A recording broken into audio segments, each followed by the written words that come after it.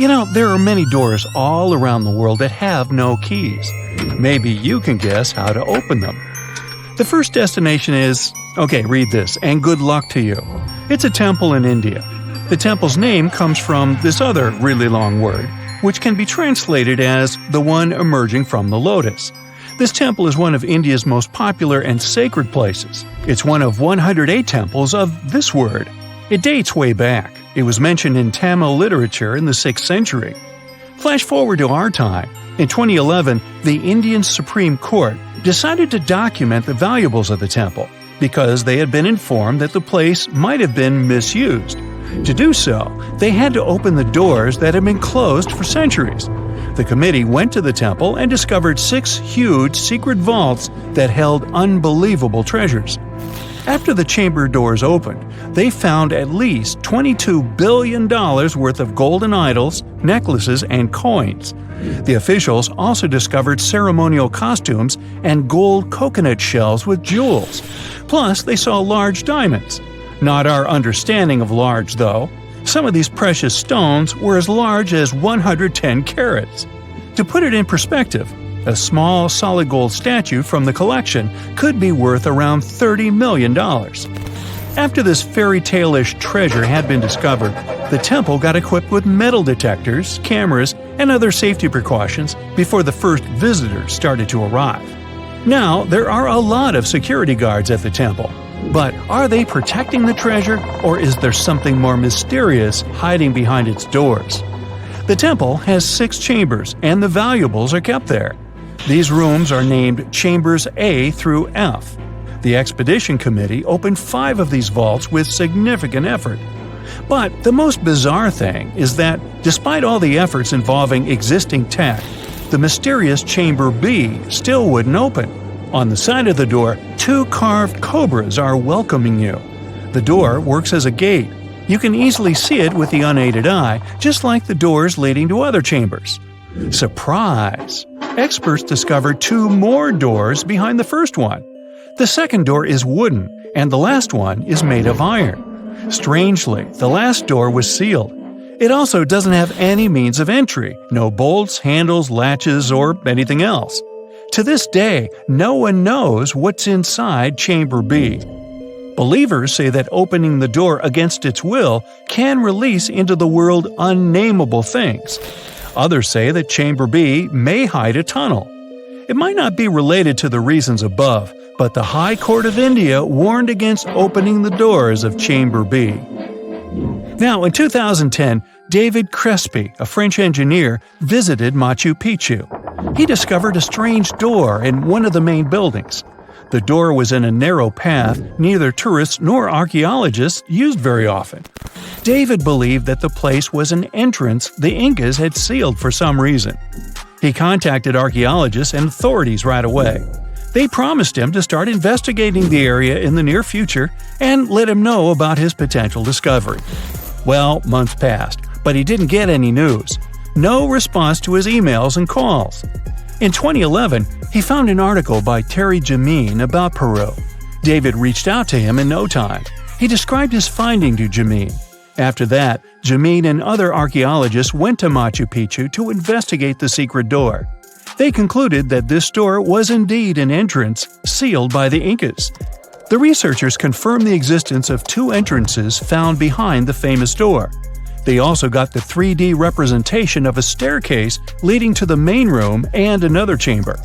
The analysis also revealed several cavities, among which there was a vast quadrangular room. Plus, georadars detected some metals. Those might be golden and silver objects. Jameen and his team thought this place was a chamber of pre-Hispanic times. They believed the door had been sealed by the Incas to hide something important. Maybe an enormous treasure, or something no less precious. Jameen also claimed that finding this chamber could lead to the discovery of a mausoleum. Jameen submitted an official request to the Peruvian authorities for permission to open the chambers. Yet, neither his application nor requests of other archaeologists have been approved so far. Authorities claim that opening this door could cause damage on the other sides of the archaeological site. Yet the use of an endoscopic camera has confirmed the hypothesis that the stone blocks at the entrance are only there to close the passage. They are not there to support the internal structures of the building. The third mystery is in Giza, Egypt. Explorers uncovered two secret doors inside the Great Pyramid. There are two tunnels, each around 8 inches wide, that go from the north and south walls of the Queen's Chamber. But the tunnels are closed by stone blocks before they reach the outside of the pyramid. So, where are they leading to? No one really knows the true purpose of these tunnels. Some archaeologists think these doors might be hiding a yet undiscovered chamber. Egyptologist Zahi Hawass explained how these doors were first found. A robot designed for this expedition was sent inside the shafts of the Queen's Chamber to find out what was there. The research team attached a camera to the robot. The footage revealed that behind the stone door, there was another sealed door. The archaeologists were thrilled to see this door instead of just a dead end. The structure of the stone door blocks the other doors perfectly. Experts think it's an incredible bit of engineering. Now, it's not possible to reach the door because it's behind a huge stone block. But archaeologists are trying to find a way to get there without damaging other parts of the structure. These new discoveries have only raised more questions instead of answering the already existing ones. Secrets are still waiting to be revealed. Our final stop is the Taj Mahal, a monument to love. Mughal Emperor Shah Jahan made this memorial to honor the memory of his beloved wife, Mumtaz Mahal. The total number of doors in the Taj Mahal is so great, this video would be days long if we started talking about all the sealed rooms. Experts think that if someone opened these doors after they've been closed for so long, it released carbon monoxide. And when this gas meets the marble, it forms calcium carbonate. That's why this could lead to the appearance of cracks in the minarets of the Taj Mahal. Also, a legend says that if these doors get open, a dreadful curse will be unleashed from the mausoleum's underground chambers. And here's a bonus from Canada: the door of room 873. This is a room at the Fairmont Springs Hotel, which opened in 1888. The story goes like this. Decades ago, someone committed a crime in this room. After the investigation, the hotel administration refurbished the room and rented it out to other travelers. But rumor has it, other guests who stayed in the room later also faced unpleasant situations. They reported hearing strange noises. The TV in the room kept flickering. It's guessed that the door of room 873 was sealed with bricks. Curious guests who heard these mysterious stories wander along the corridor where the room used to be and knock on the walls to contact potential ghosts. Well, which of these secret doors would you like to open? There are many myths around arguably the greatest structure ever built by humans, the Great Wall of China. Some say it's so grand that it's visible from space. Others claim that you can see it from as far as the moon. Other theories suggest that the builders of the wall were left inside. Well, sorry to disappoint you, but all these impressive stories are just myths. But even with those stories busted, the Great Wall of China is an impressive and truly breathtaking structure. So let me tell you its true story. Today, China is one of the most populated countries in the world, counting as many as 1.4 billion residents. It's also one of the oldest nations in the world. It has 3,500 years of continuous written history, but the civilization existed long before that. There is a theory that while the European continent, for example, was most likely reached by humans from Africa, China wasn't populated by settlers that came from somewhere else. Some people believe that the Chinese civilization got formed from local Stone Age people who lived on the territory since the prehistoric period. So now, the Great Wall of China. It's truly big even by today's standard, stretching for over 13,000 miles. To imagine it better, it's almost 5 times the distance between New York and Los Angeles, or even a bit greater than the distance between the North and South Poles. Even in modern times, people have never built anything close to this big. Of course, it didn't take a day to build the Great Wall of China. 2, keep going. In fact, the wall was being built for centuries. Maybe you know that ancient cities had walls around them to protect themselves from invaders. Yes, Chinese cities had them too. The first Chinese emperor united the country in 220 BCE and got a brilliant but very ambitious idea to turn all city walls into one big wall that would defend the country's border against attacks from the north. A trusted general directed the construction, enrolling a big group of workers, soldiers, commoners, and convicts. Back then, the wall was built of rammed earth and wood. In some places that were strategically important, the sections of the wall overlapped to provide maximum security. The walls were around 26 feet high on average. But the Great Wall didn't yet look like the construction we know today. Every next emperor would pick up the big wall project, strengthening and extending it, repairing, but also modernizing construction techniques. Some used bricks to build it. Others moved on to granite and marble blocks. Watchtowers and platforms weren't there from the beginning as well. They were added by Ming emperors. The watchtowers made it possible to communicate with other parts of the wall through smoke and fire messages. So, the wall is quite inconsistent in terms of material, but it only adds more charm to the construction and shows how much effort and time it took. The reasons why some parts of the wall have been standing for centuries and are still in good condition is glutinous rice flour. Turns out, this sticky rice mortar is almost like cement. It's very strong and waterproof, sealing the bricks so tightly together that even sneaky weeds can't grow between them. You may also notice that some bricks have writings carved on them. They were left by the workers who were building the wall. The purpose of those writings is quality assurance. They contain such information as location, quantity, and responsible officials. So, in the case of some problems with the quality of materials or constructions, it would be known who should be held accountable for it. Recently, a research group has looked through official historical documents of the Ming Dynasty that ruled China from the 14th to the 17th centuries. They came across records of secret doors in the Great Wall, so they decided to find them. They used a flying robot to capture continuous centimeter resolution photos of the wall. They photographed 90% of the wall that was built during the Ming Dynasty and discovered the remains of over 220 secret doors along the wall. Some of them have a specific width and height that allows only one person to go through. Others are large enough to allow 2 horses to pass at the same time. Why are the doors there? Well, the Great Wall's main goal was to protect the country from the enemy. Building doors that could let the enemy in would undermine the whole point of having a wall. So, of course, the doors were secret passages. They perfectly matched the surroundings topographically, and the exit on the outside was camouflaged with bricks so that it was almost completely indistinguishable from the brick wall. The wall was never just a defensive wall, and it was never completely closed. It could be opened on demand. It was also a structure used for trade and commerce, communication between inside and outside the wall, and of course, for defense and spying. Some doors were used for trade with the other side. Through smaller doors, a person would sneak out to spy on the enemy that lived on the other side.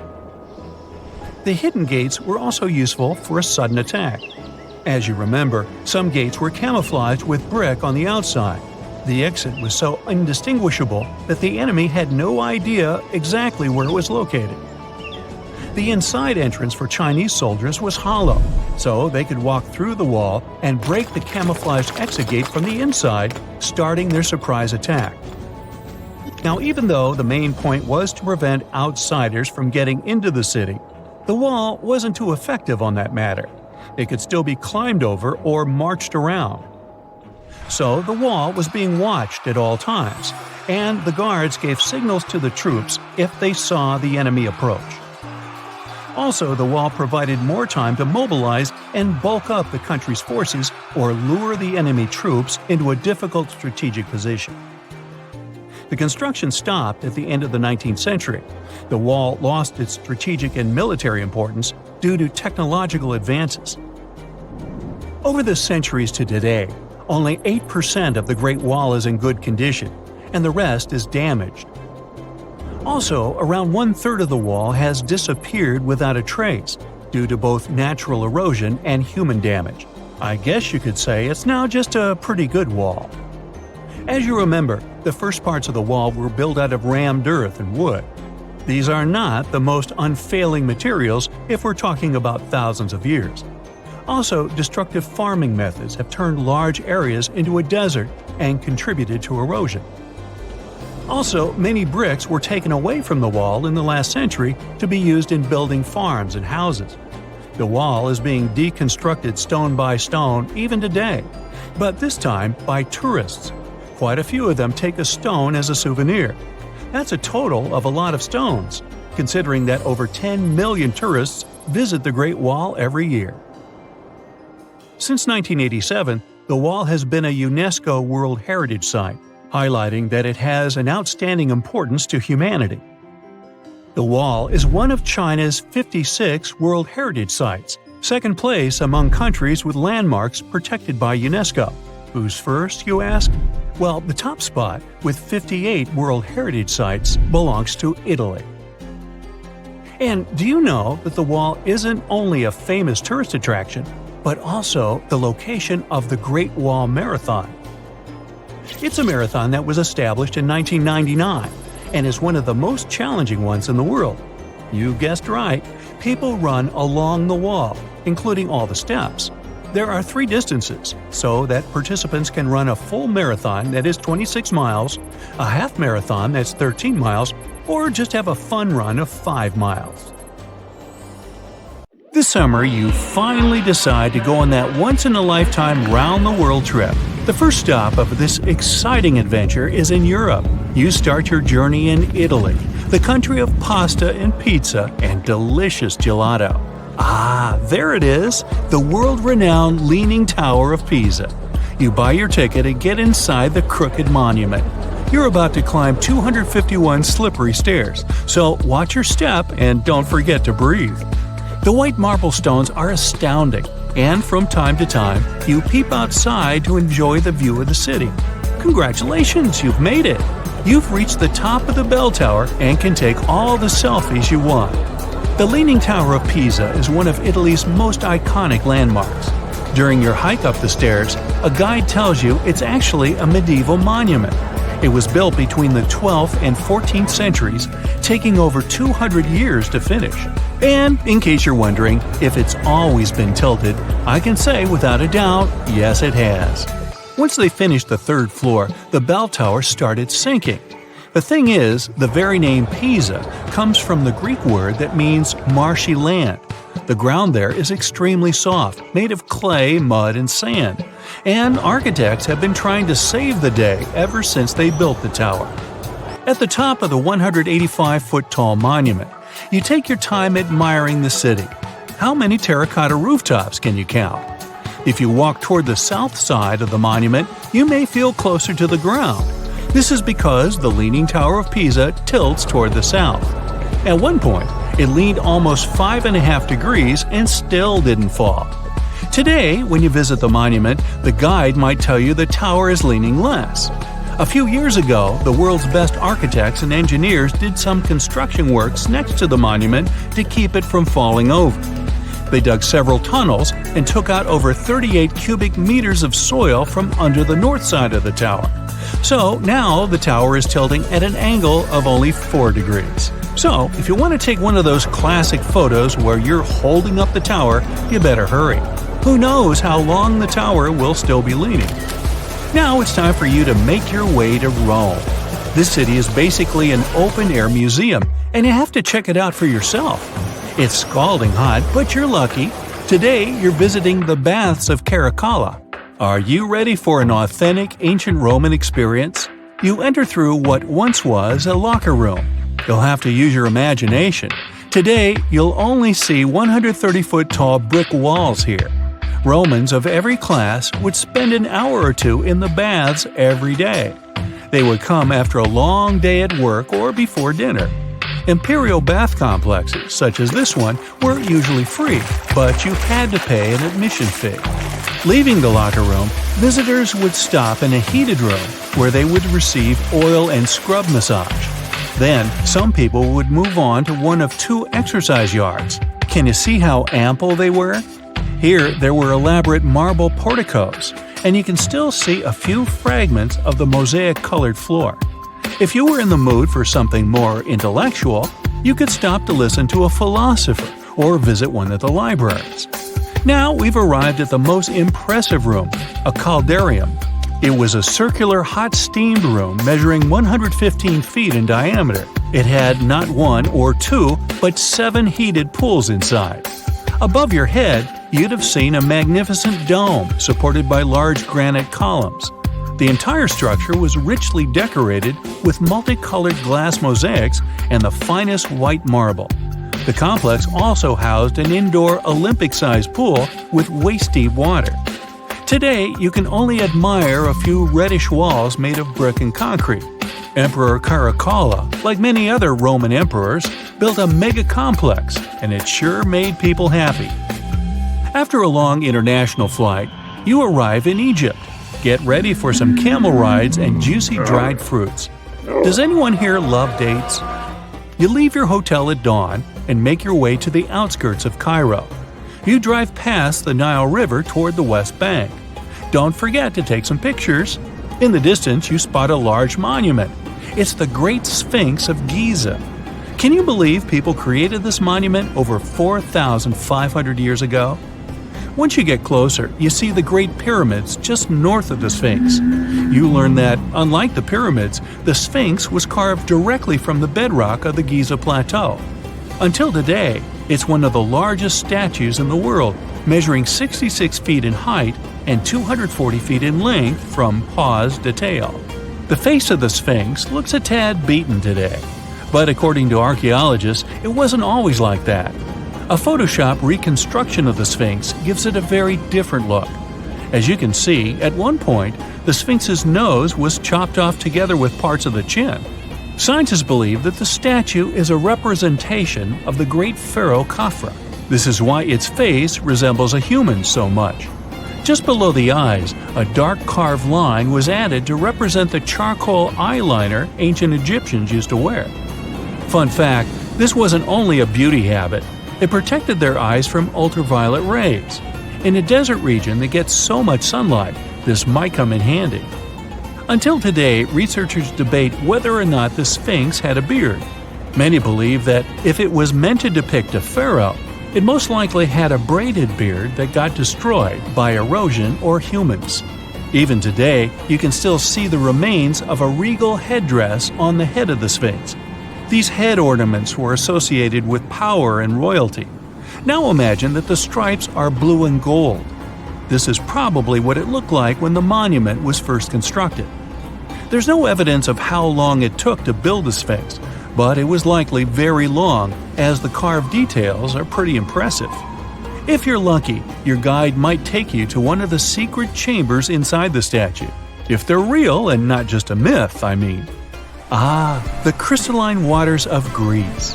Whether you arrive by boat or plane, you're in for a real treat. This is the focal point of archaeological sites.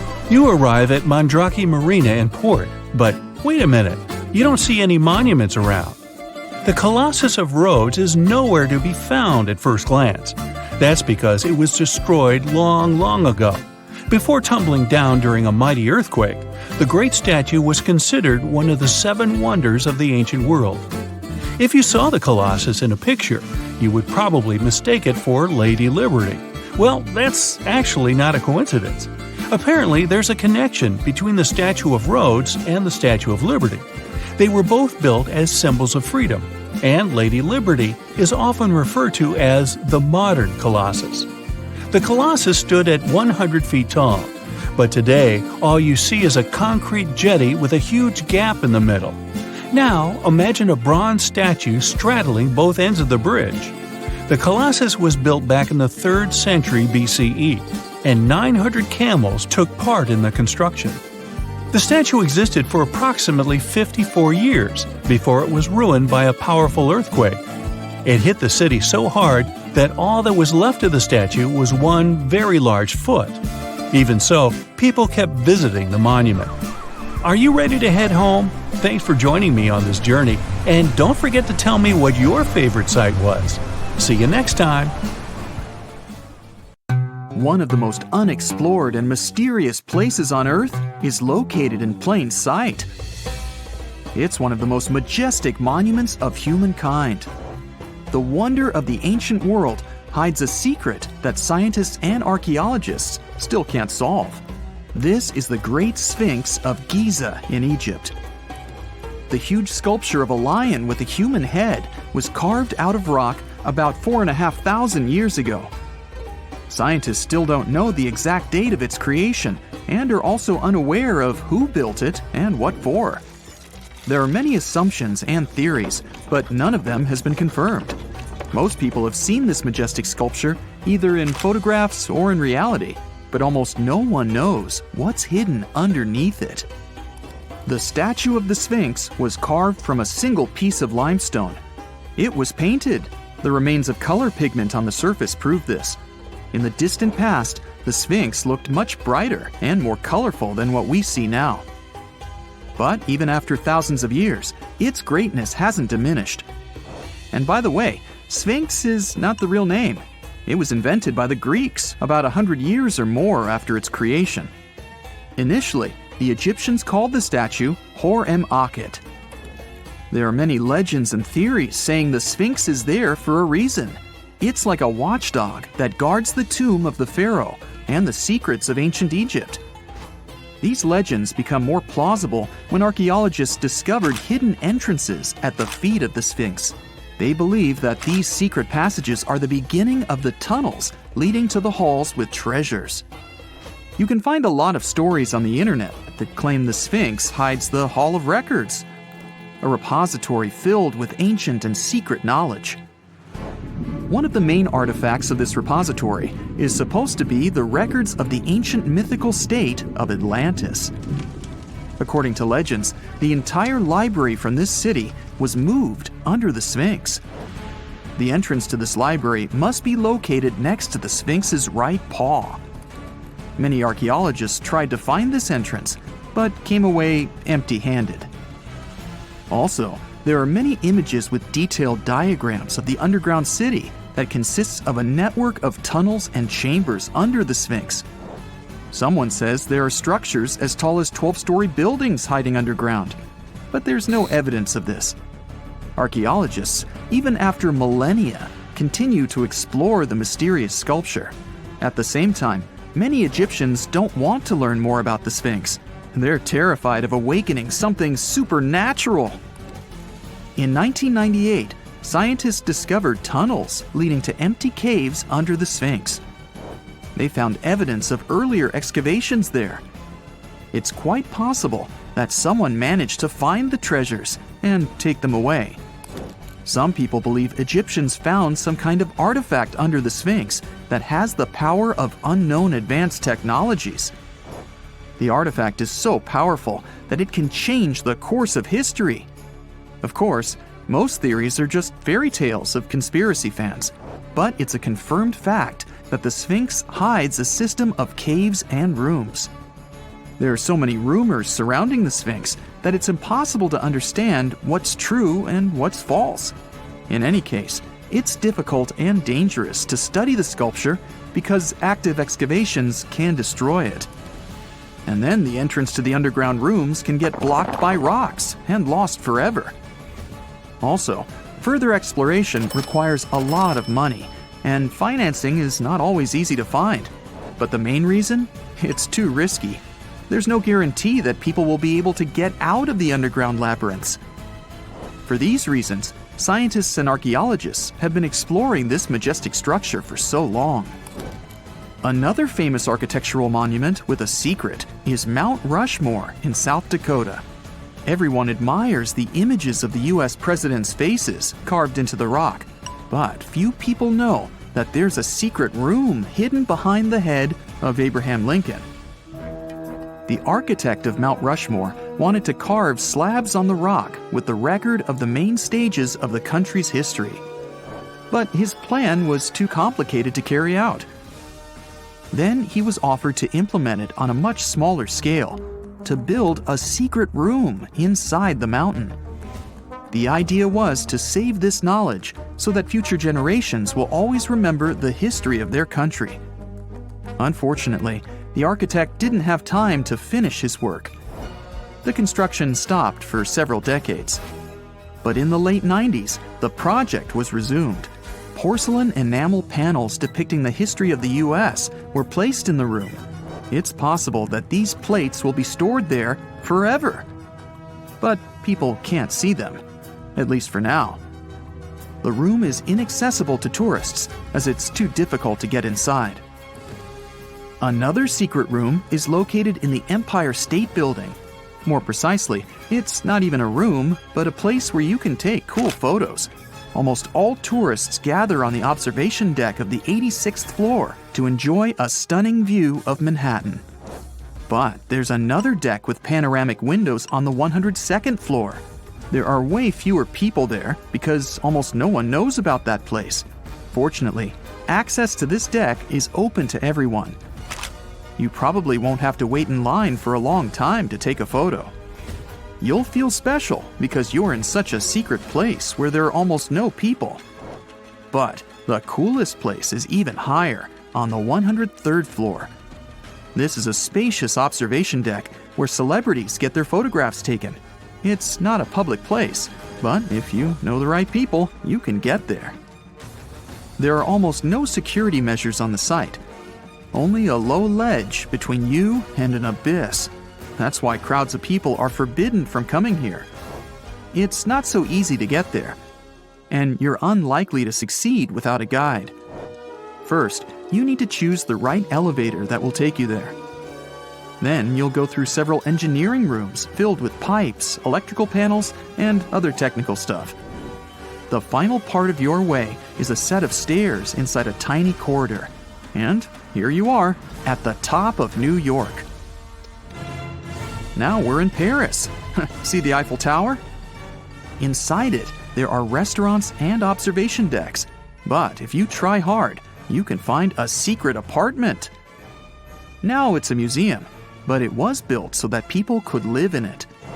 The architect of the tower, Gustav Eiffel, created this apartment in 1889 for himself. It's almost at the very top of the Eiffel Tower.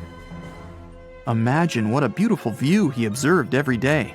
He was the first and only tenant. No one else could gain access to this place. When the architect passed away, the apartment remained empty for a long time. Only recently, they restored it and turned it into a museum.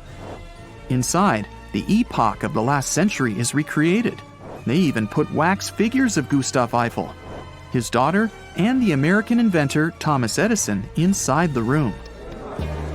This place is filled with an endless stream of passengers, office workers running late, visitors from other cities, noise, and train whistles. At Grand Central Station in New York, among all these sounds, you can hear the sound of a ball hitting a racket, if you're in the right place. A real tennis court is hidden inside New York Central Station. It belongs to a tennis club that arranges corporate games for employees of many companies. The club was opened in the 60s. Now we're moving to London, Charing Cross Road. It isn't easy to find one secret place here. To do this, you need to look carefully at your feet.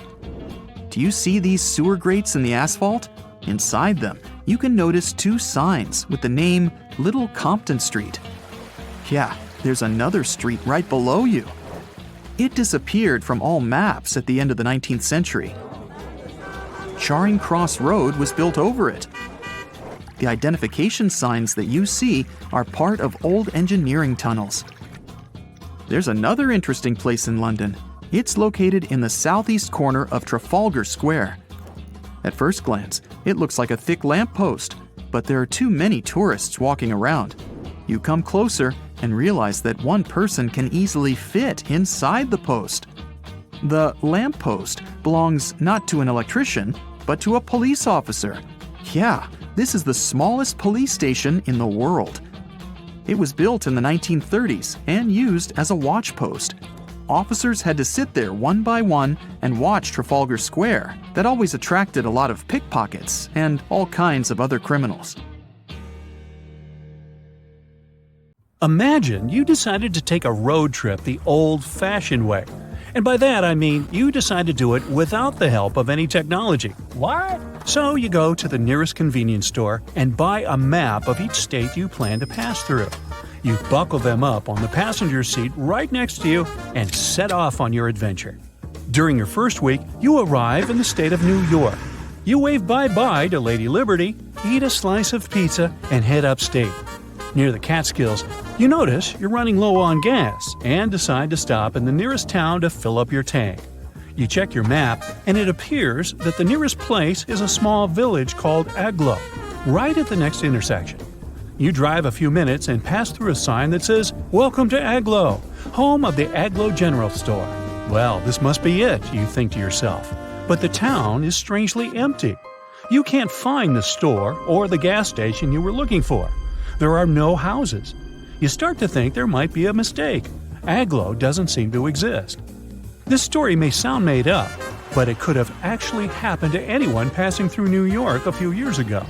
Actually, the so-called town of Agloe is what is called a phantom settlement or a paper town. There are several of these around the world, but Agloe is probably the most famous. Paper towns are basically fake towns. That is, they don't really exist. They're made up of Easter eggs put there by map makers as a kind of copyright trap. Maps are tough to make. To create a map from scratch, one has to do years of fieldwork or analysis of satellite photos. That's why plagiarism has always been rampant among map makers. It's pretty easy to redraw the same geographical features from one map onto a new map, and it is hard to get caught. People are, after all, drawing the exact same world. That's why map makers came up with a way to catch individuals stealing their data. Some map makers may include a mountain that is bigger than they are in reality. Others might add a slight turn on a road, where in reality there is none. For example, in the early 1970s, a fake mountain peak appeared on some Boulder County maps. The addition of this previously unknown peak, called Mount Richard, into local maps began to confuse Colorado rock climbers at the time. It turned out that Mount Richard was one of these copyright traps, put there by a local mapsman called Richard Ciacci. Let's just say he must have decided to pay a tribute to himself with this little addition. Now, adding a paper town is perhaps one of the most extreme solutions, one that mapmakers hope goes unnoticed. But that's not what usually happens, which leads us back to the Agloe story. Mapmakers Ernest Alpertz and Otto Lindbergh from the CDG, General Drafting Corporation, were part of the largest map publishers of the 1930s. Back then, the company was commissioned to create a map of the state of New York. That's when the two men had an idea. In order to prevent copyright infringement, they would create a phantom settlement combining parts of their names together. They came up with the strange name Agloe and added the fake town along Route 206 near the water reservoir of Catskills in upstate New York. The area was supposed to be, in reality, a dirt road. Years later, Rand McNally, another map designing company, produced a map of New York that included a town called Agloe in the same location where CDG had originally placed it. Lindbergh was convinced that he had a copyright case against his competitor, but the story just kept getting more complicated. Both companies went to settle the case in court, but as it turned out, McNally had a legitimate reason for adding Agloe to their version of a New York map. You see, in order to fabricate their maps, McNally did a thorough research on real estate and establishments located in each existing town. And as it turned out, Agloe was not an empty town when they drew their map. Records show that the town housed an establishment named Agloe General Store. Sure, it was the only building in town, but that was enough for the mapmakers to believe that such a town really existed. They added Agloe to the map like they would add any other town with physical establishments. It seemed they weren't infringing any copyright if this once phantom settlement had somehow come to life. The plot twist is that CDG's Alpers and Lindbergh could never have foreseen that someone would decide to occupy a made-up town. But it happened. One day, someone bought a map from a regional gas station that had Agloe marked on it. The person wanted to open a store more or less where Agloe existed, so they decided to name the store after the town it was in. They trusted the accuracy of the map they bought and named their business Agloe General Store. After all, why would there be a non-existent town on an official map? The general store didn't last many years, only enough to turn this story into a mess. On the bright side, this whole debacle turned Agloe into a super famous fictitious settlement. It became a tourist spot, with people driving from all over the U.S. to get a picture of the town's welcome sign. Now, as we said before, paper towns are plenty around the world and over time, too. A 2005 BBC documentary revealed that the City of London alone had over 100 tiny fake streets or paper streets around the city.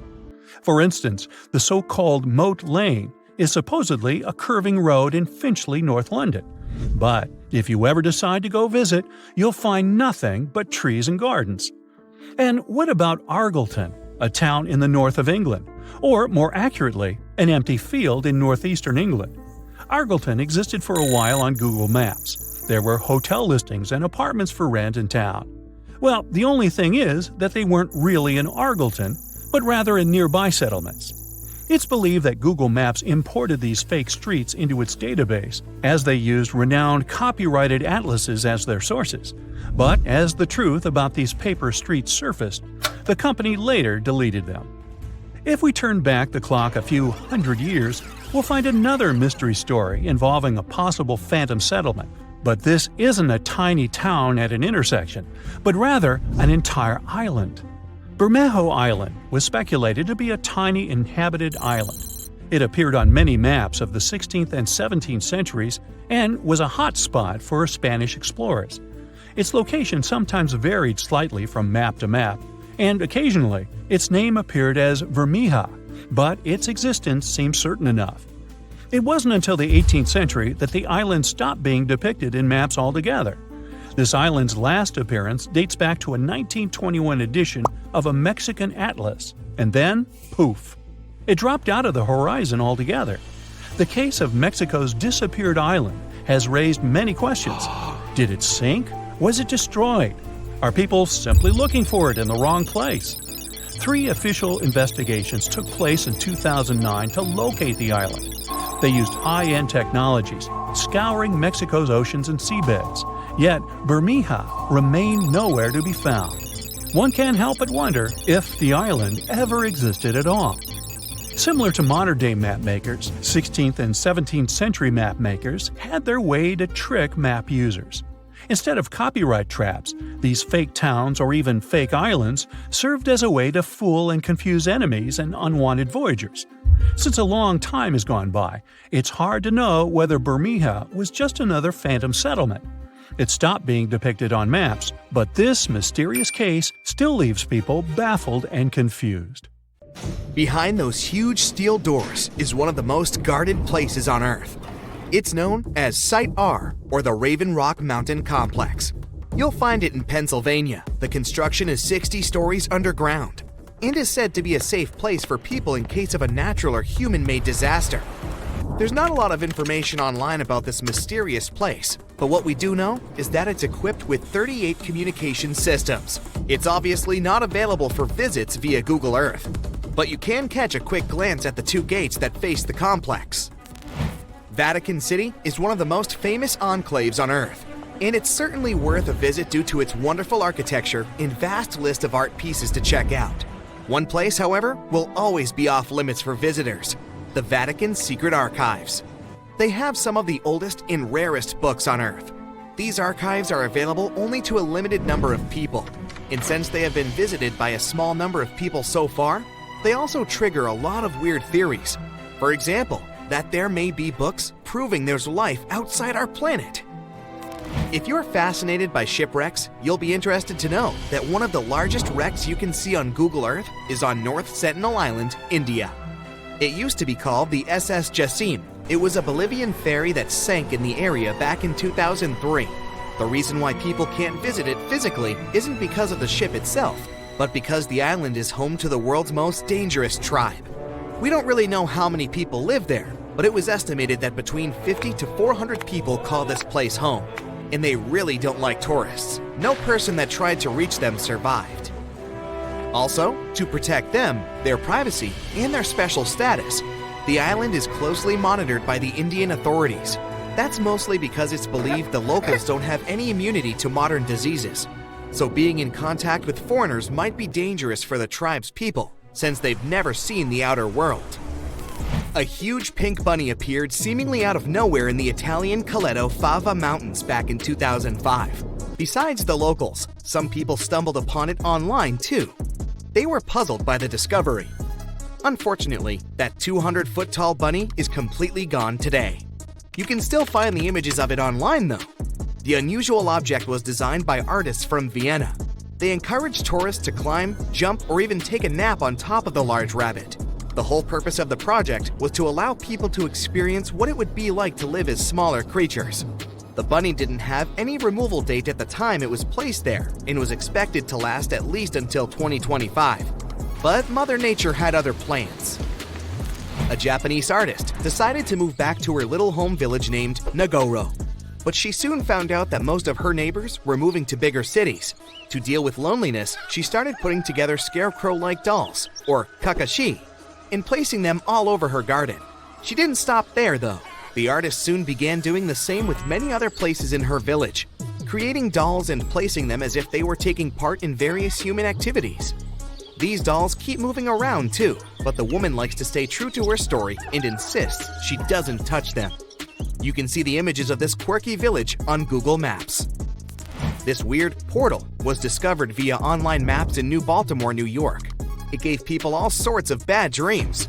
With spooky-looking buildings and all sorts of blurry figures, this area soon became a source for many weird internet theories. Turns out it was nothing more than a technical issue, which resulted in those images being rendered in a distorted manner. Either way, if you look for these images on Google, you won't be able to unsee them. This cute miniature world map was created by an artist from Denmark. He continuously worked on this tedious project from 1944 until 1967, using mostly his hands and just a few tools for moving heavy rocks around.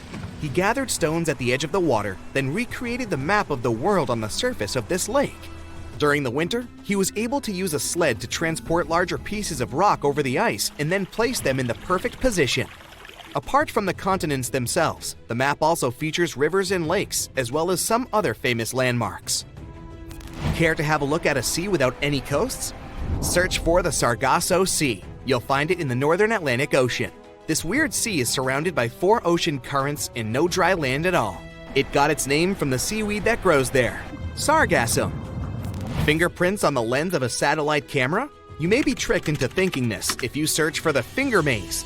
It's located in the city of Brighton, UK, and is a large fingerprint created in Hove Park. It also has a maze at the center. It can be really hard and time-consuming to look for wild animals on Google Earth, but the Geo browser does have a nice feature that can help if you're eager to see hippos and flamingos in their natural habitat. Try Googling animals from above and start scrolling through these images.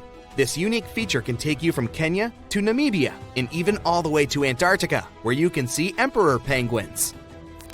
There are some places on Google Maps that, for specific reasons, aren't available for the online public, like the Royal Palace in Amsterdam. If you head over there via Google Earth, you'll see that everything around the Dutch Royal Palace is still visible, like the vegetation and roads, but the construction itself is blurred from all angles. That's probably because local authorities want to keep the unique views of the palace for the eyes of physical visitors only. The same goes for the Tantaco National Park in Chile. This one is a privately owned nature reserve that can only be seen on Google Maps from a distance. Once you reach a certain point, the zoom feature stops working. Some people say that since it's a nature preserve, it may be home to some endangered species, and extreme measures are taken for their protection. You know how a certain brand of fried chicken has a certain kernel on their logo? Yeah, you won't see any of these logos in high resolution on Google Maps. That's because the online map uses specific algorithms to detect people's faces and blur them out. As you can see, it's not always really that accurate. It's called Snake Island, and the Brazilian authorities prohibit people from visiting it. For good reason. You'll find the island near the city of Sao Paulo in Brazil. It's said to be home to over 4,000 snakes. Some of the most venomous types of reptiles on Earth call this place home. If that's not creepy enough, how about that some of them are so dangerous that a small drop of their venom can permanently damage the human skin? You can see the shape of the island on Google Earth, but the more you zoom in, the blurrier it becomes. Here's another cool thing you can do on Google Earth: time travel. Well, at least sort of. You won't be able to travel back in time and tell yourself to study more for that tricky exam, but you can see certain historical images of places you like. You can check if this feature works by looking at the upper left corner of the screen. If you can see a small icon with a clock, it may allow you to scroll some years back. But you can also see how sunlight affects Earth if you turn on the sunlight feature.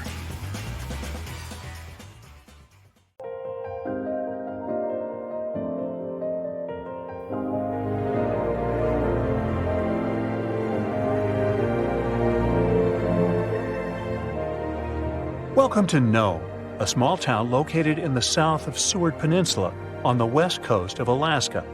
If you live here, I'll bet you say there's no place like Nome. Well, maybe not.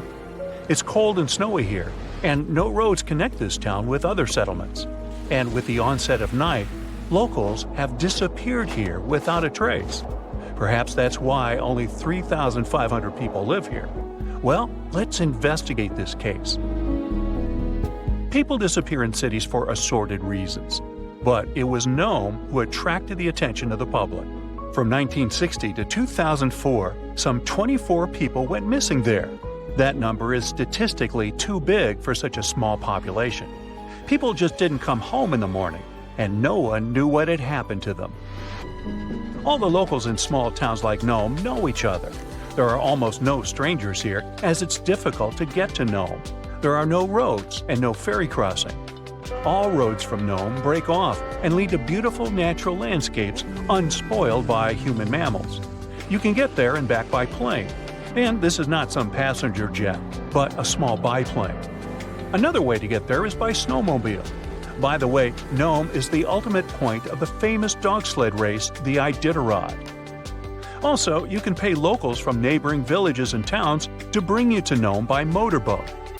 But despite this, the town has become quite famous. The frequent disappearance of people finally got needed attention. The whole world found out about Nome, and in 2009, Hollywood even made a movie about it. For a long time, no one could solve the mystery. The police had no clues, no witnesses, nothing. There are long, cold nights here in winter, and the air becomes so cold that a glass of water freezes in minutes. Snow can fall constantly. Therefore, if someone leaves the town at night, snow will sweep all traces away by the morning. Of course, people began to come up with their own theories. The most popular one was about someone who took people away by force. The police didn't find any evidence that some person could do it. So, if it's not a human, it could be some beast. And again, police found no evidence to support this version. After that, people started thinking that creatures from other planets caused these disappearances. Many locals were sure that the town was a popular destination for extraterrestrial spaceships. The plot of the Hollywood movie The Fourth Kind was based on this version. More time passed. Finally, the police and the FBI launched a large-scale investigation, and they uncovered the truth. They realized that the stories about missing people were exaggerated. The popularity of Nome and the constant talk about fantastic things made people believe in the reality of these versions. Now, let's assume that some of the appearances were made up. But still, many people are gone. What about them? The answer is bars and harsh weather. Entertainment venues are open at night. Some locals have fun, leave the bar, and go home. At this moment, a heavy snowstorm begins. Visibility drops to zero, and the strong wind knocks you down. This way, a person might simply get lost. And that's it. The truth turned out stranger than most versions.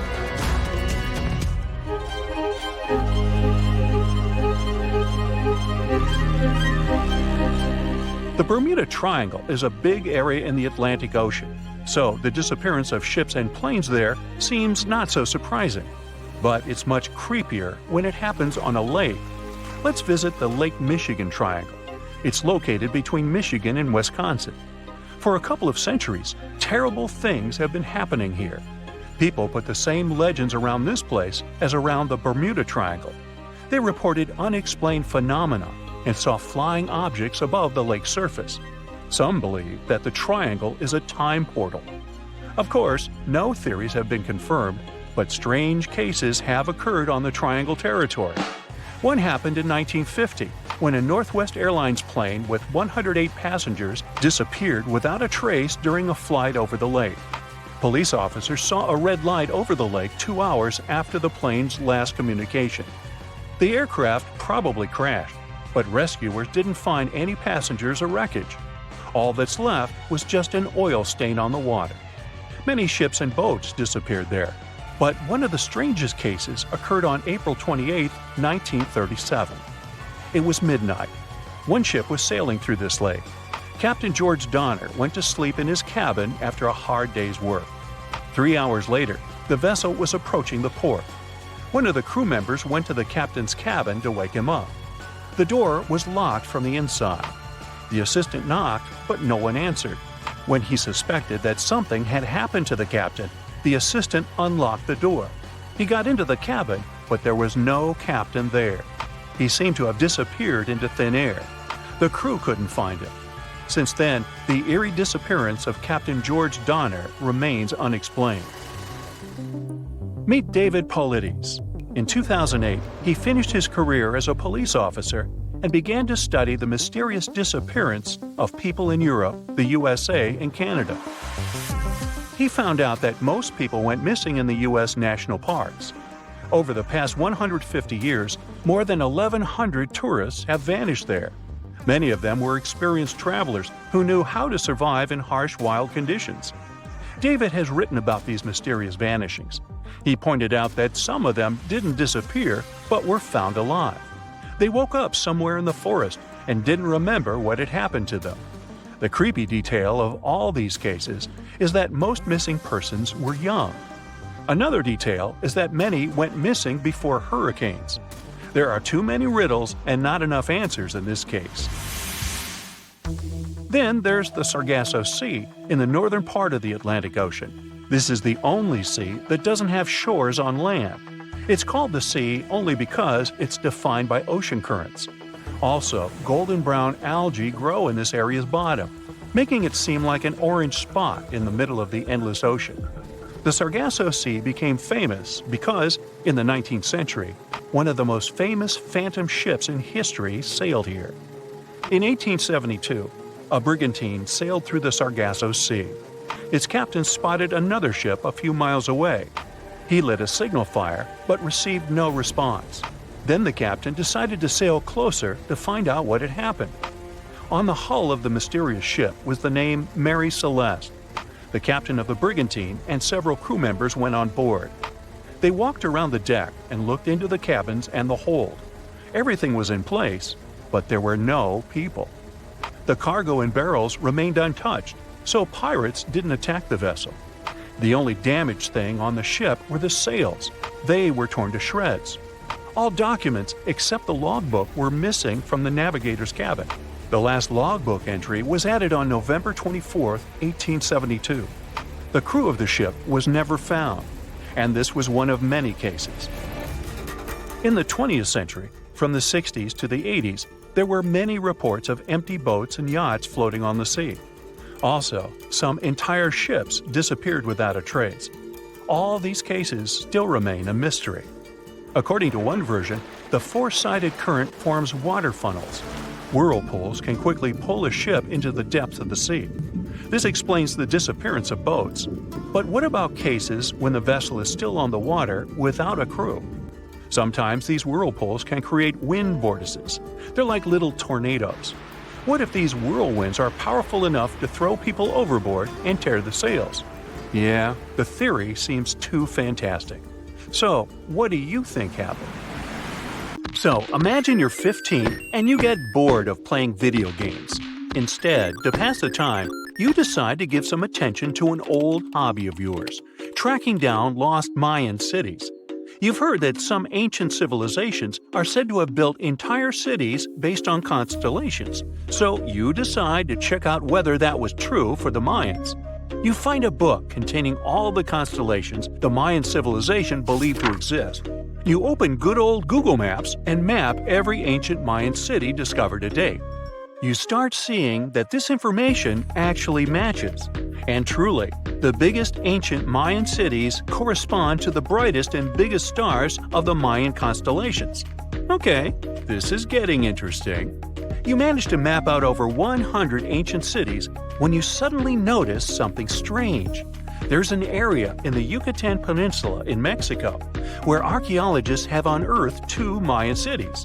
But on the constellation map, there are 3 stars. Could this mean there is a long-lost city waiting to be discovered nearby? You might think this sounds too daydreaming, but the story is actually true. The previous account happened to a Canadian teenager named William Gadoury. The boy is known as a science genius and had even won an award for the constellation theory we presented just now. When he noticed that a 3rd city was missing from the 23rd constellation he was examining, he began to scour the internet for satellite pictures that could help him solve this mystery. He looked into images from NASA, JAXA, a Japan-based satellite company, and Google Earth.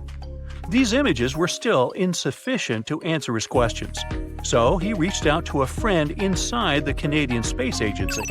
His friend provided him with state-of-the-art satellite imagery that gave him the answer he was looking for. According to the images, there is a large square area right on the border of Mexico and Belize, which looks like the remains of a city. William took the images to a remote sensing expert known as Dr. Armand Laroque from the University of New Brunswick. They studied the images thoroughly and concluded that the area could be housing 30 buildings and even a large pyramid. The scientific and archaeological community went crazy with the 15-year-old's discovery. Could this really be true? Some background. Lost Mayan cities began to be unearthed in the mid-20th century. Since then, ruins from cities such as Tikal, Palanik, and Uxmal have been rediscovered. The Mayans were one of the biggest pre-Columbian civilizations living in the Americas. They began to settle in the area as early as 1500 BCE. Experts believe that, at its height, the Mayan civilization consisted of over 40 cities with a population of millions of people. That's a crowd. And their cities were pretty interesting. Their civilization spanned over Mexico's Yucatan Peninsula, Guatemala, and Belize. They survived mainly on agriculture, so they developed a complex irrigation system in most of their cities. They built a series of ceremonial buildings, pyramids, plazas, and even courts for ball games. The Mayans were keen pyramid builders, but they also developed an advanced astronomical system. With whatever ancient technology they had, they were able to predict the exact location of planets such as Venus and Mars, and they were able to predict the exact dates of eclipses. That's why the methodology William used to discover this long-lost Mayan city was unusual, but not completely surreal. The Mayans were keen astronomers, so it wouldn't be too strange that they built their major architectural feats in relation to the sky, would it? And they wouldn't be the first ones to be doing so. There is a famous fringe of Egyptology dedicated to studying how the Giza pyramids were built in perfect alignment with the Orion constellation, meaning that each pyramid was purposely built to align with one of the major stars of Orion's belt. According to William, he first had the idea to look at the Mayan constellations because he couldn't understand why the Mayans built their cities where they built them. Most major cities, such as Chichen Itza and Uxmal, aren't near any rivers or significant bodies of water. Instead, they're built on marginal lands and on top of mountains, which confused the 15-year-old. His next thought was that it might have something to do with astronomy. William named the new city he discovered Mouth of Fire, which is also my nickname, and he even won a merit award for his hard work. However, his theory was very much contested inside the archaeological community, and many Mayan experts worked to debunk William's findings. Some archaeologists say that constellation theories are too unscientific. Anthony Aveni, a renowned anthropologist and astronomer, referred to Williams' methodology as an act of creative imagination. He explained that there is no way to be sure what the Mayan constellations really were. It's all just hypothetical. Another debunking of Williams' findings came from Mayanist David Stewart, who said that the object identified on the satellite imagery is nothing but an old cornfield. His claim was supported by an expedition that took place near the area in 2021, when the archaeologists present reported there was nothing at all in this area. Still, a 15-year-old boy almost found a long-lost Mayan city, which is pretty exciting if you ask me. Similar techniques as those used by William are actually being used to unearth lost civilizations all over the world. According to space archaeologist Sarah Parquet, satellite imagery has been a key player in discovering ancient cities in Egypt and other places. Sarah herself spends most of her days scouring images for any sign of where there could have been cities long ago. What happens, she says, is that any time you have something buried, it's going to be covered either by vegetation, soil or sand, or some other modern construction on top of it. In order to assess whether there is something hidden under large canopies of vegetation or not, she uses infrared technology, for instance. A major recent discovery in Brazil was done in a similar way. Satellite imagery detected a network of trenches dating back to 200 to 1200 CE. These suggest settlements that could have supported around 60,000 people. But in this case, the satellite imagery did indeed correspond to what was on the ground. Researchers from the University of Florida found several mounds that were accompanied by ditches and geoglyphs. Archaeologists also found remnants of carefully designed walls, centered around plazas, much like the type of construction done by the ancient Mayans. Advances in satellite tech have also shed new light on long-discovered ancient Mayan cities, such as Tikal. Located in the heart of the Guatemalan jungle, Tikal is believed to have been the capital of the ancient Mayan Empire. At its height, it was comparable in importance to cities such as London or New York in today's world. It was composed of a series of complex monuments, many of them believed to have been the resting places of kings and chiefs.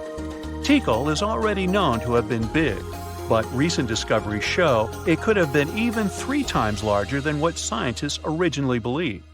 The main discovery revolves around a fortification on the outskirts of the city, indicating how far the original city stretched. And new discoveries still take place. In 2017, researchers also unearthed new clues regarding the potential causes of the decline of the Mayan civilization. Using data from a site in Cebu, located 62 miles southwest of Tikal, scientists analyzed radiocarbon data from ceramics and archaeological excavations to extract new information about the sudden demise of this great civilization. The information shows that, instead of a sudden collapse, the Mayans most likely collapsed in waves of social instability and political crises. These events are believed to have deteriorated Mayan city centers and began causing the dispersion of the Mayan population. Wow, it seems like it's a prime time to uncover ancient ruins. What do you say? Will you give it a try as well? Imagine discovering an ancient city without leaving the comfort of your home. In 1963, a man in the Nevşehir province of Turkey did exactly that. He was renovating his house. He knocked down a wall in his basement and found a mysterious room. He continued digging and saw a tunnel. This is how Derinkuyu Underground City was found.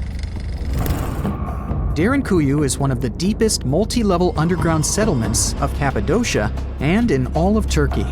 This engineering masterpiece has 8 levels. The inhabitants living on those floors had access to cellars, storage areas, chapels, a school, a study room, and other structures. All floors are connected by an extensive network of tunnels. It's believed that the underground city was built as a shelter. You can't see the construction from the outside. Its depth is approximately 279 feet.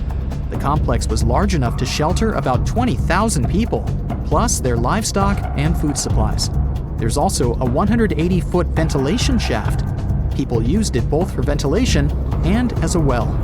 The well supplied water both to the villagers living on the surface and to those hiding in the underground city.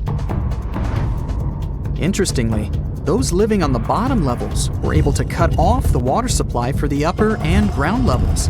This kept the water safe from potential poisoning. The place was designed for protection.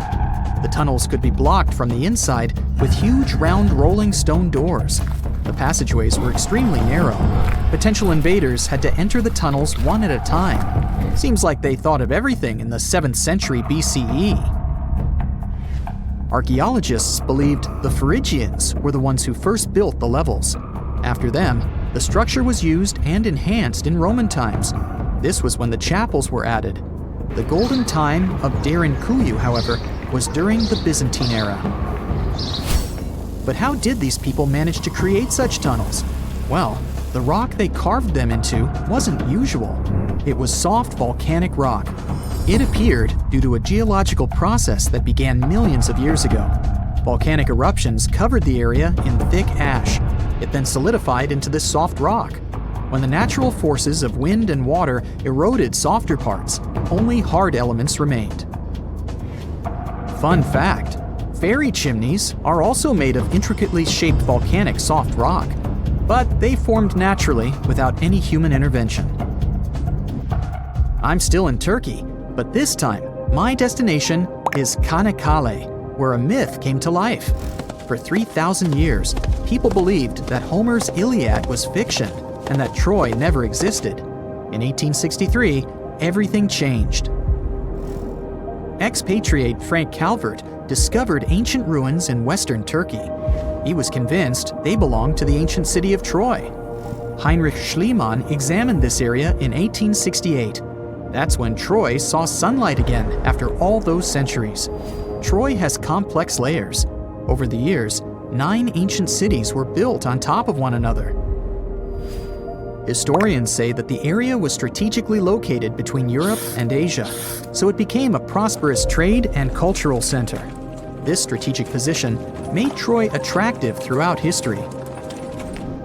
After the Trojan conflict, the city was abandoned between the years 1100 to 700 BCE. Then Greek settlers rediscovered the area, and Alexander the Great ruled there.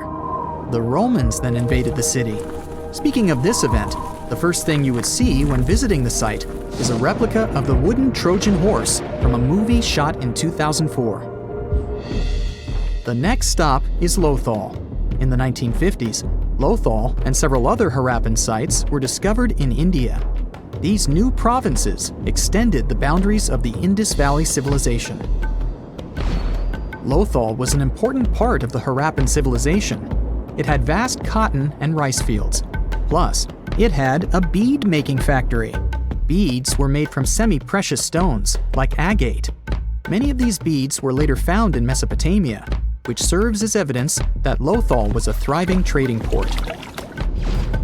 Archaeologists believe that the city was part of an ancient trade route. Traces of agriculture? Check. Traces of trade? Check. What else? The remains of residential buildings, streets, bathing pavements, and drains. Some real city planning, and impressive examples of early urbanization. The town was well constructed. They were modern houses. Some of them had 6 rooms, bathrooms, a large courtyard, and even a veranda. Lothal also had the world's oldest known dock. It linked the city with the Sabarmati River and the trade route. The ancient Mayan city of Calakmul is located in southern Mexico in the tropical forest of the Tierras Bajas. From 500 CE to 800 CE, Calakmul was home to over 50,000 people. There was a central plaza surrounded by outer districts. And if we count both the inhabitants of all those outer areas and those who lived in the center, Calakmul had a population of more than 1.5 million people. It was a city that was habitable for 12 centuries. It's believed that the place had more constructions than any other excavated Maya settlements in the region. After 1000 CE, the Maya civilization there faced a downfall. The settlement that was once the center of Mesoamerica was almost completely abandoned. The ancient city was at the heart of the second largest tropical forest in America. The site is well preserved, So today, if you were to visit it, you would be able to picture what life looked like in ancient Mayan times.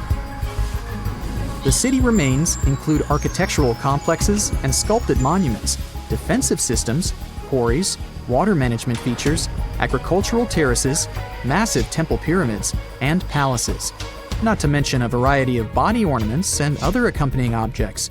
It proves that complex state-organized societies lived in this tropical forest.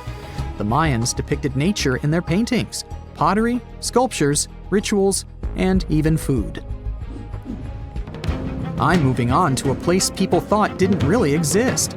The city of Thonis-Heracleion appeared only in a few inscriptions and ancient texts.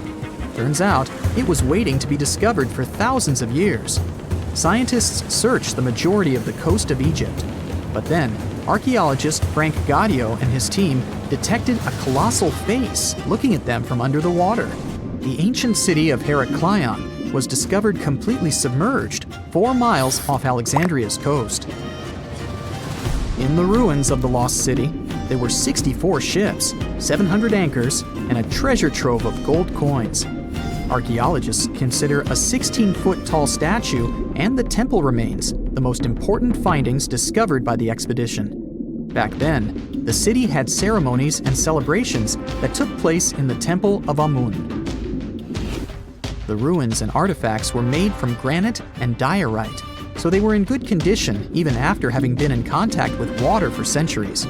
They give people a glimpse into what life was like 2,300 years ago in one of the most important trade ports of the world.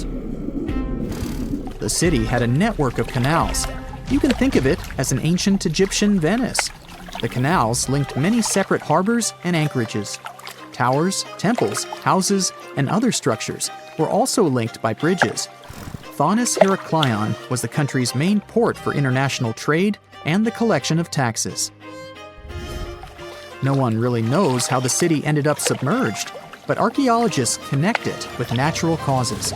At the end of the 2nd century BCE, most probably after a flood, Heracleion got covered with water.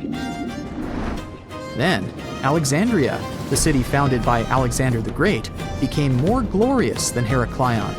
Before Alexandria's fame, Heracleion was the main port of entry to Egypt. So, after the disaster, many ships heading for Heracleion had to change their route and go to Alexandria. Heracleion lost its glory until its rediscovery in 1933. Mesa Verde is an American national park in Colorado. The park is the largest archaeological preserve in the U.S., with more than 5,000 sites, including 600 cliff dwellings. Mesa Verde means green table in Spanish. The name comes from the shape of the mountains in the area, with flat tops and steep sides. The park is an ancestral Puebloan archaeological site. Starting from 7500 BCE, a group of nomadic Paleo-Indians seasonally lived in Mesa Verde. They were hunters, gatherers, and crop farmers. They built the first pueblos in the region. By the end of the 12th century, the Mesa Verdeans began constructing massive cliff dwellings, which are now the best-known structures in the park. The space crew had been getting ready for the launch for over 3 years. The preparations for landing on the strange planet included gathering and studying rock samples in the Grand Canyon, exploring ancient volcano formations in the Nevada National Security Site, and looking into gas and lava vents, lava lakes, and pit craters in various locations in Hawaii.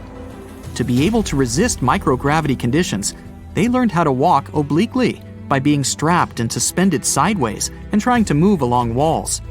They had to test their limits through intensive diet and sleep regimens to make sure they'd be safe in outer space. It took them 3 days, 3 hours, and 49 minutes to reach the surface of this new world in a place called the Sea of Tranquility. They could have gone for the Ocean of Storms or the Central Bay, but they chose this place to land because it had good visibility and it was relatively smooth and easily reachable with as little propellant as possible. One of the first things they noticed when they got there was that, well, the place kind of smelled. This may sound like the beginning of a science fiction novel, but it's actually the true story about how the Apollo 11 mission landed on the moon on July 20th, 1969. Since then, the moon has had 12 human visitors to this day. We think of it as our neighboring space buddy, but there's still much we don't know about this mysterious satellite. And that should come as no surprise, since the moon is actually always showing us the same face. That is because the Earth and its only permanent natural satellite are in synchronous rotation, which makes us think it's always permanently still. The truth is, it's not in a fixed position, and it is actually moving further and further away from the Earth each year by 1.5 inches. Believe it or not, the Earth and the Moon, although being 238,855 miles apart, deeply influence each other. While the Moon is partially responsible for the tides of the seas and oceans on our planet's surface, our Earth is actually to blame for movement on the Moon. They're called moonquakes, and they last way longer than earthquakes, some of them up to half an hour. It may look perfectly round to us on a warm summer's night, but the Moon is actually oval. The lemon-like shape is caused by the Earth's gravitational pull. Our Moon features more than footprints when it comes to traces of humans. In 1969, American astronauts left many objects on the surface of our satellite, such as 2 golf balls, a drawing by famous artist Andy Warhol, and a message from Queen Elizabeth II herself. One of the last people to walk on the Moon to this day, an astronaut named Eugene Cernan, scribbled his daughter's initials on the Moon's surface in 1972. Since it appears there's no wind or any other type of weather change there, the letters TDC could remain there permanently. It's actually possible to be allergic to the Moon. Harrison Jack Schmitt, an astronaut from the Apollo 17 mission, spent some time in a valley in the Sea of Serenity, then climbed back into the crew's lunar module, but had some moon dust on him. Just as he removed his spacesuit, he got red eyes, sneezing fits, and other allergic reactions that lasted 2 hours. Since it's so close to us, we've established that the Moon has a time zone of its own. We call it the Lunar Standard Time, but it doesn't correspond to time on Earth. To get an equivalent, the explanation is a bit more complex, but in simple terms, a year on the Moon is split up into 12 days, each one about as long as a month on Earth. Each one of these days got its name after a different astronaut who has walked on the Moon. The start date of this calendar coincides with the moment Neil Armstrong walked on the Moon. So, the Lunar Year 1, Day 1, began on July 21st, 1969 at 2:56:15 Universal Time. Since the Moon has a very thin atmosphere, it has some pretty crazy temperatures, both hot and cold. They can go up to 200 degrees Fahrenheit. Over by the Moon's poles, however, the temperature is always at around minus 400 degrees Fahrenheit. Humans have tried to trace the connection between our natural satellite and the Earth for as long as we can remember, coming up with words to explain why the Moon's existence influences us so. In the Middle Ages, scientists and philosophers thought that during a full moon, some people were more likely to experience different health conditions. Because they saw this inexplicable connection to the full moon, people with these symptoms were named lunatics, or at times, literally, moonsick. People are not the only creatures living on Earth that are affected by moon cycles. Dog owners are 28% more likely to take their pet to vet emergency rooms during the full moon. You may think that's the reason why wolves have this preference for howling at a full moon, more so in popular culture. But scientists haven't been able to find any connection between wolf behavior and the lunar cycles, so it might as well just be a myth. The largest known crater in our solar system is also found on our moon, and is called the South Pole-Aitken. This giant formation is located on the far side of the moon and measures 1,550 miles in diameter. One of the many things we've yet to fully understand about our satellite is the unusual flashes of light that can sometimes be seen on its surface.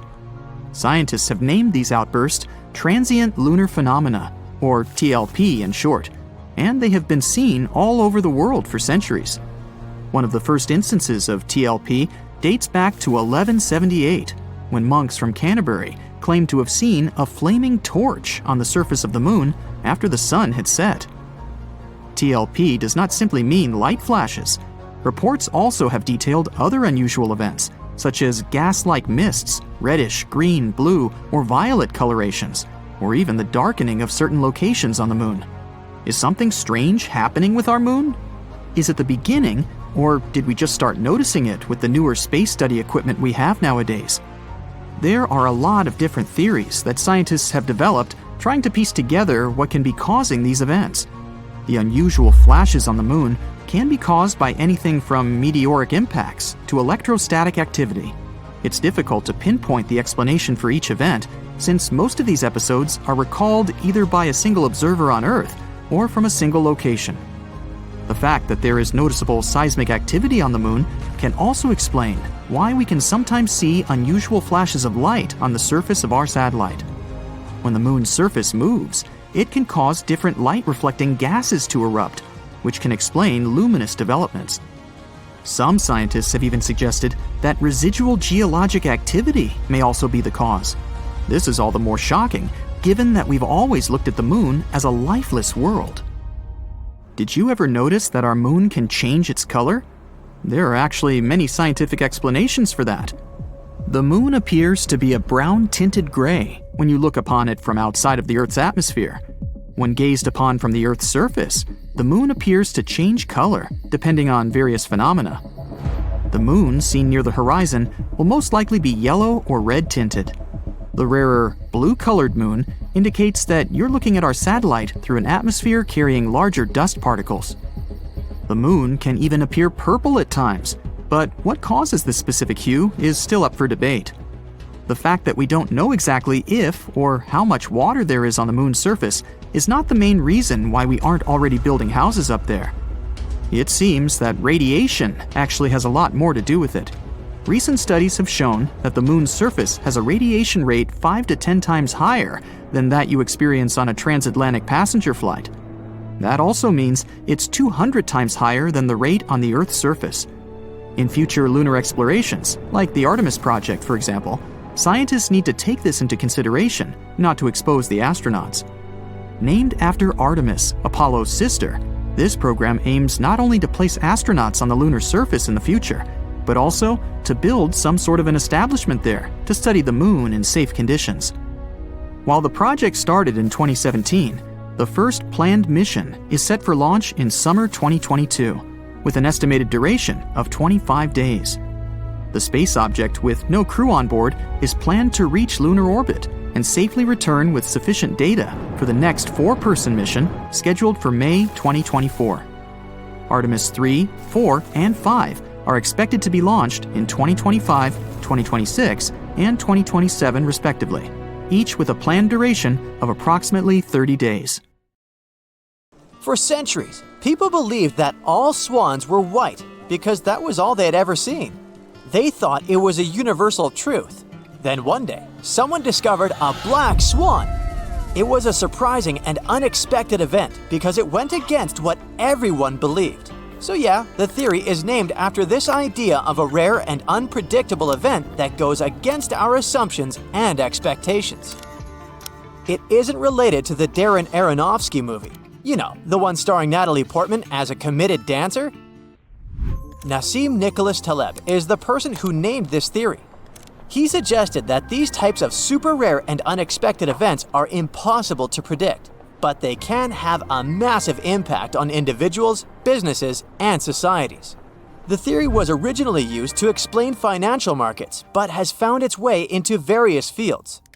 Taleb calls those extremely rare events black swans.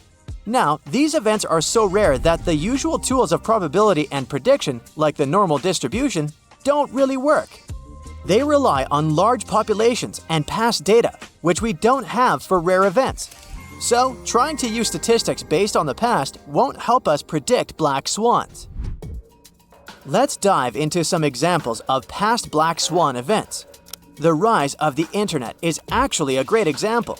It's now hard to imagine a time when people couldn't Google their burning questions or watch funny cat videos online. The internet's growth and impact caught many by surprise. It transformed the way we communicate, access information, and even buy fluffy socks without leaving the couch. A digital revolution nobody truly saw coming. Recently, we found an infant black swan on the internet, the emergence of cryptocurrencies. Bitcoin and other cryptocurrencies created new forms of decentralized digital currency and disrupted traditional financial systems.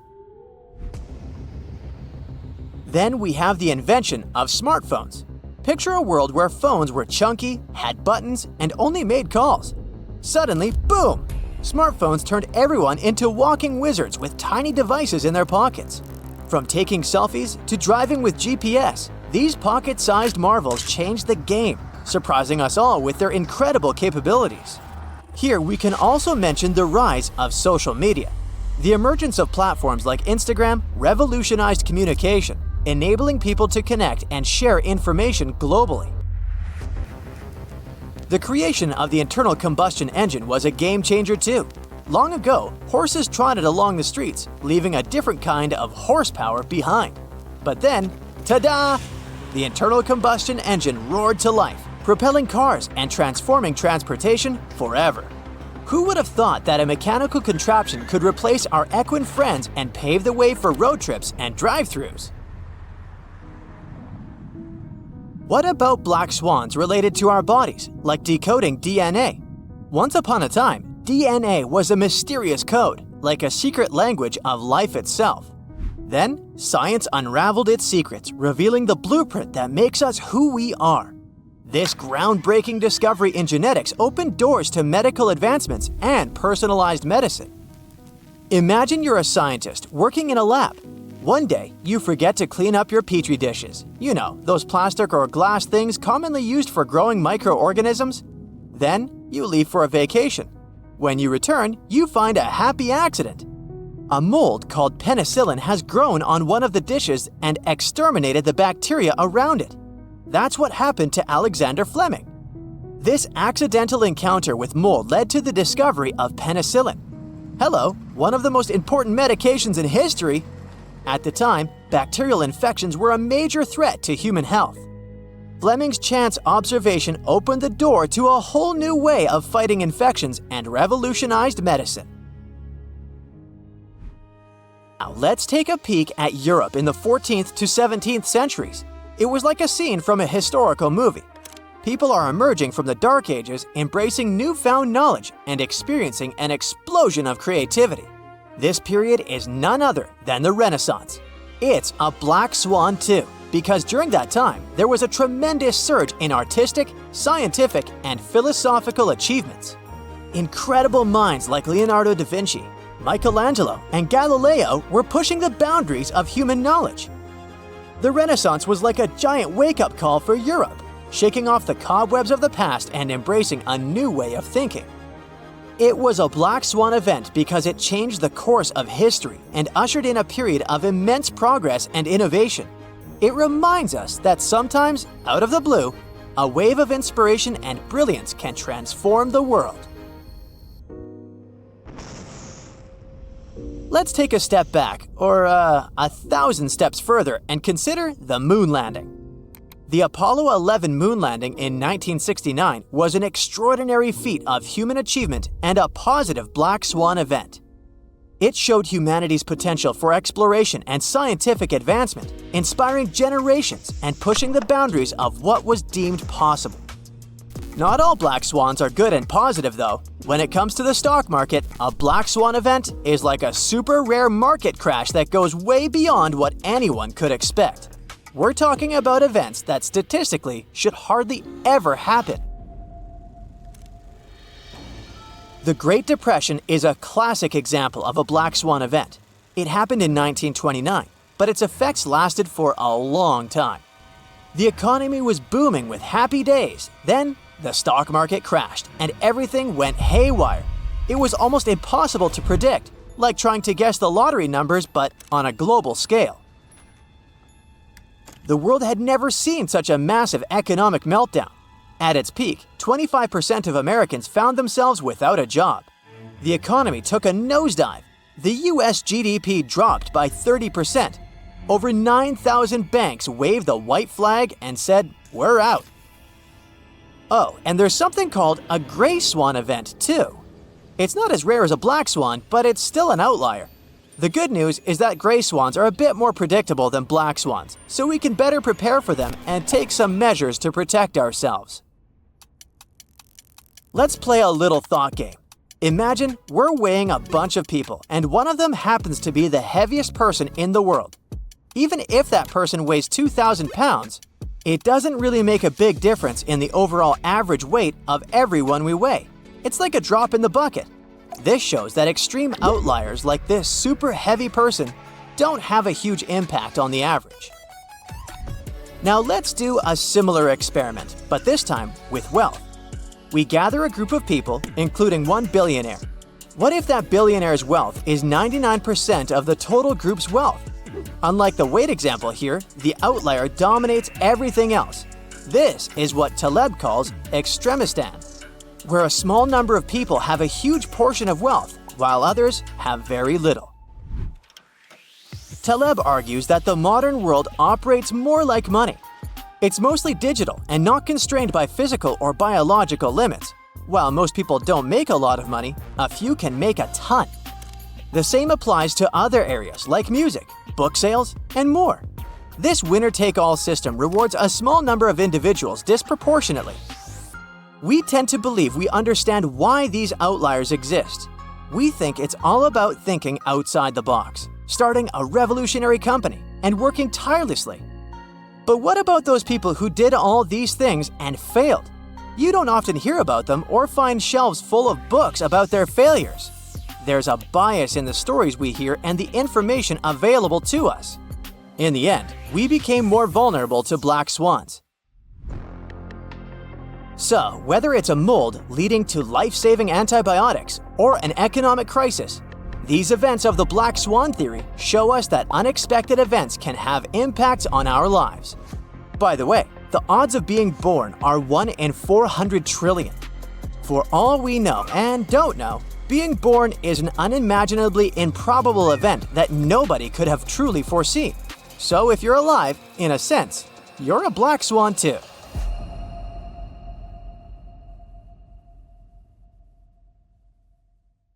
AI can drive a car, design trendy clothes, give you emotional support, and it looks like it can also help us find answers to centuries-long mysteries. Researchers from Yamagata University Institute of Nazca and IBM Japan used a deep learning AI model to find new Nazca Lines. Those are distinct white lines on the rusty red background that you can see from a plane while flying over the deserts of southern Peru. Scientists have tried to decipher the meaning of the Nazca Lines ever since they were first discovered in the 1920s. There are straight lines, rectangles, triangles, and swirls. There are also some giant drawings. You can see a monkey, a whale, a condor, a hummingbird. The 4 recently discovered geoglyphs, which is the scientific word for those drawings, show a humanoid-like figure holding a club, a fish, a bird, and a pair of legs. What is the hidden symbolism of all that? And why did the Nazca people decide to draw a humanoid in the desert? And did they even know who humanoids were? Let's dig into history to find some answers. The representatives of the ancient Nazca culture created their famous lines more than 2,000 years ago. The geoglyphs have stood the test of time thanks to a dry climate and strong winds in the desert. Scientists found that to form the lines, the Nazca people scraped off the top layer of pebbles, revealing the contrasting soil beneath.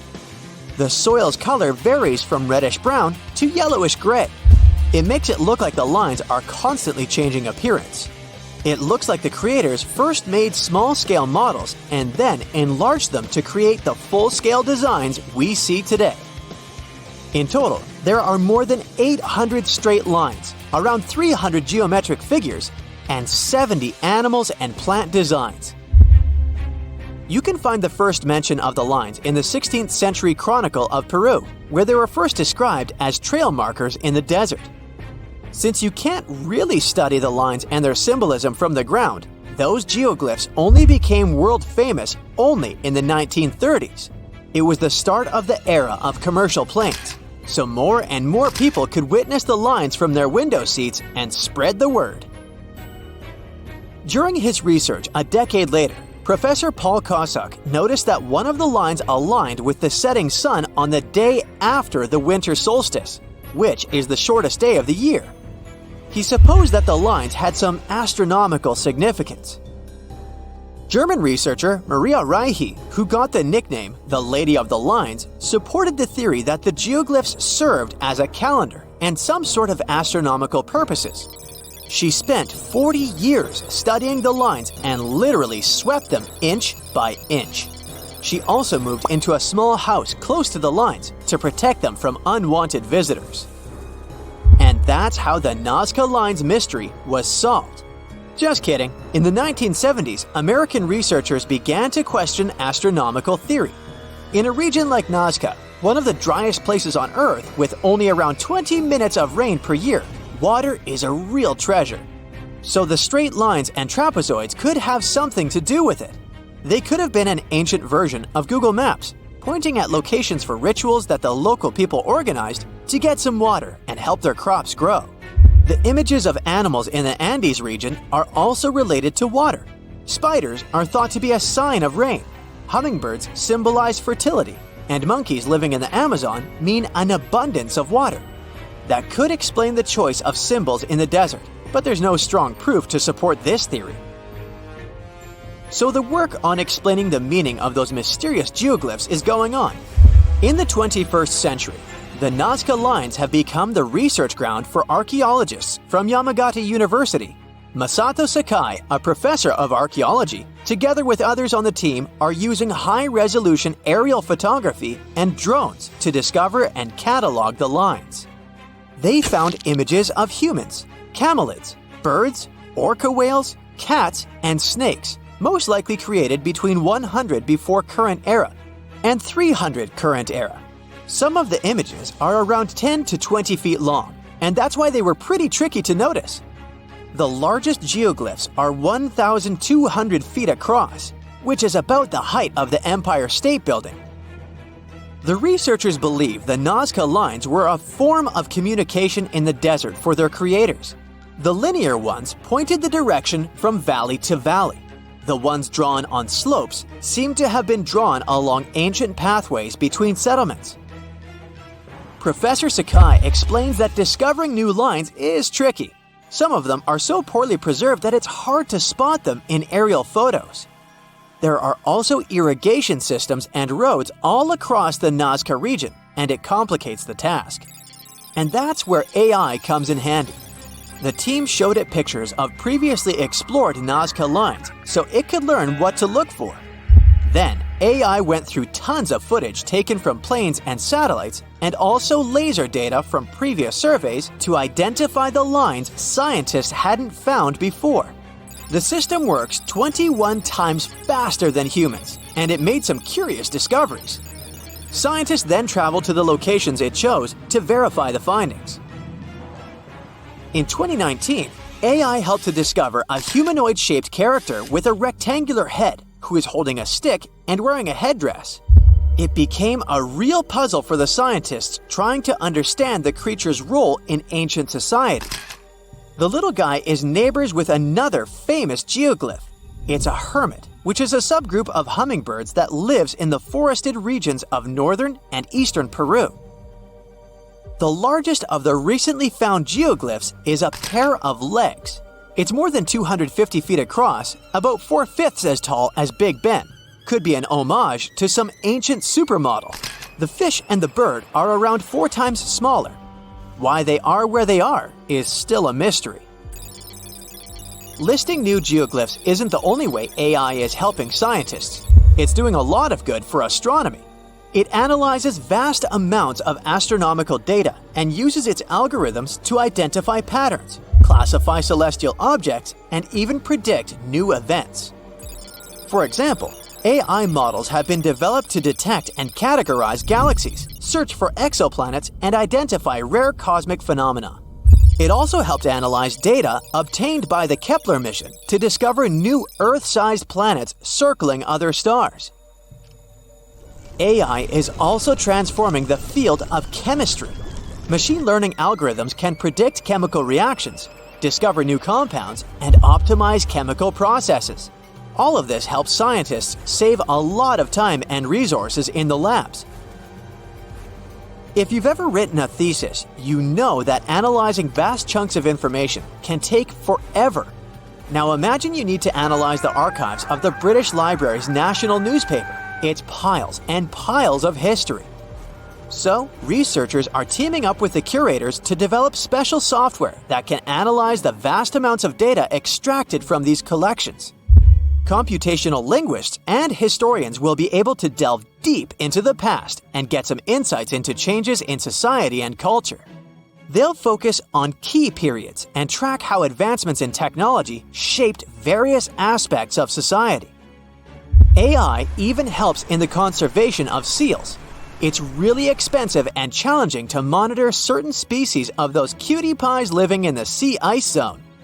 Using high-resolution satellites, researchers can now identify the seals in photos, which already helps.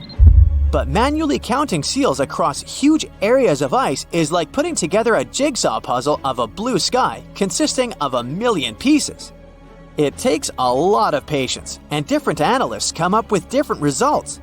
Machine learning algorithms can be trained to recognize and distinguish seals in satellite imagery and count them automatically. Researchers can then use this accurate data to monitor seal populations over time and study their behavior and habitat more